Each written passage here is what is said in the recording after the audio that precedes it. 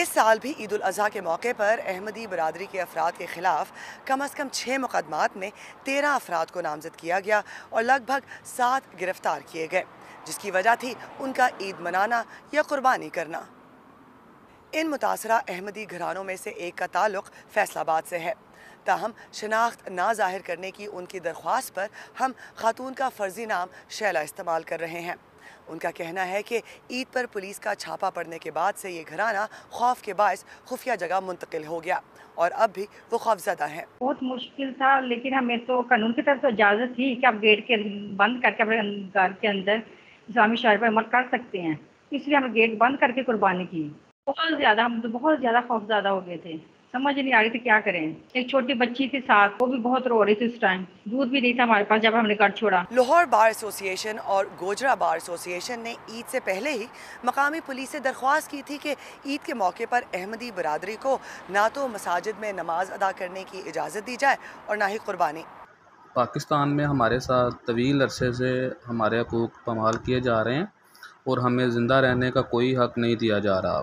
جو احمدی برادری ہے ان کو مطلب کہ اپنے جو مذہبی جو بھی ہے مطلب کہ ہمارے مذہبی جو بھی ہم اپنی عبادت ہے وہ نہیں کر سکتے، اور اسی وجہ سے ہمیں عید الاضحیٰ کے موقع پر بھی جانوروں کی جو قربانی ہے وہ کرنے سے منع کیا گیا ہے۔ اور ہم نے جب اپنی چاردواری کے اندر قربانی کی ہے تو شرپسند عناصروں نے جو ہے نا کال کی ہے پولیس کو، اور ہمیں مطلب کہ پولیس والوں نے FIR بنا دی ہے۔ پولیس ہمیں بار بار تنگ کر رہی ہے اور ہم گھروں میں بھی محفوظ نہیں ہیں۔ 1974 میں پاکستانی آئین میں احمدی برادری کو غیر مسلم قرار دیا گیا تھا، جبکہ گزشتہ چند سالوں کے دوران مذہبی انتہا پسندی میں اضافے کے باعث اس کمیونٹی کے خلاف ناروا سلوک کے واقعات میں اضافہ ہوا ہے۔ پچھلے سال عید الاضحیٰ کے موقع پر گجرانوالہ کی پولیس کی جانب سے احمدی برادری کی 50 سے زیادہ قبروں کو مسمار کرنے کے واقعے پر انسانی حقوق کی تنظیموں نے تشویش کا اظہار کیا تھا۔ پاکستان میں جماعت احمدیہ کے خلاف عدم برداشت کی وجہ کیا ہے؟ یہ سوال ہم نے پوچھا مذہبی اسکالر حسن غامدی سے۔ ریاست کو یہ حق ہے کہ وہ محض اکثریت کی بنیاد پر کسی کمیونٹی کے بارے میں فیصلہ کر لے کہ وہ دائرہ اسلام کے اندر ہے، دائرہ اسلام سے باہر ہے، تو پھر اس کے کچھ نتائج ہیں جو نکلیں گے، اور وہی نتائج ہم دیکھتے ہیں کہ پھر نکلے۔ تو ہمارے ہاں جو سب سے بڑا مسئلہ ہوا، ہماری سوسائٹی نے اس چیز کو ایکسیپٹ کر لیا کہ یہ ریاست کا حق ہے، جبکہ ہم کیا کہتے ہیں؟ ہم یہ کہتے ہیں کہ ریاست دو ہی صورتوں میں لوگوں کی زندگی میں مداخلت کر سکتی ہے، یا تو کسی کی یک تلفی ہوگی یا جان مال آبرو کے خلاف زیادتی ہوگی۔ یہ ریاست کی جورسڈکشن ہی نہیں ہے کہ وہ آگے بڑھ کر لوگوں کے کفر و ایمان کا فیصلہ کرے۔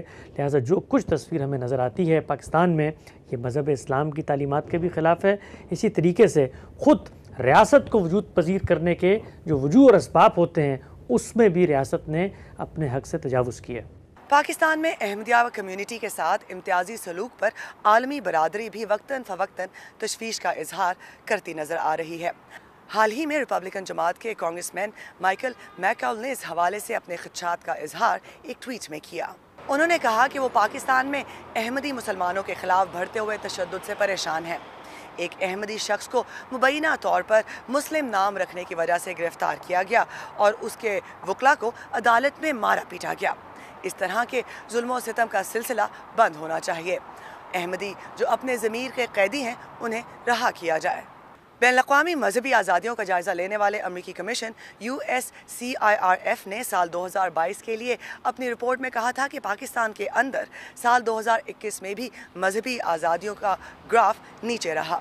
رپورٹ میں کہا گیا تھا کہ پاکستان کی حکومت نے اہانت مذہب اور احمدیہ مخالف قوانین کو ایک نظام کے تحت نافذ رکھا اور مذہبی اقلیتوں کو تحریک لبیک پاکستان جیسے غیر ریاستی عناصر سے محفوظ رکھنے میں ناکام رہی۔ مذہبی آزادیوں کی رپورٹ کے مطابق احمدیہ جماعت کے لوگوں کو ملک کے اندر اپنے عقائد کے سبب بدستور سرکاری سطح پر اور معاشرے کی جانب سے انتقامی کارروائیوں کا سامنا ہے۔ Iram Abbasi, Voice of America, Washington.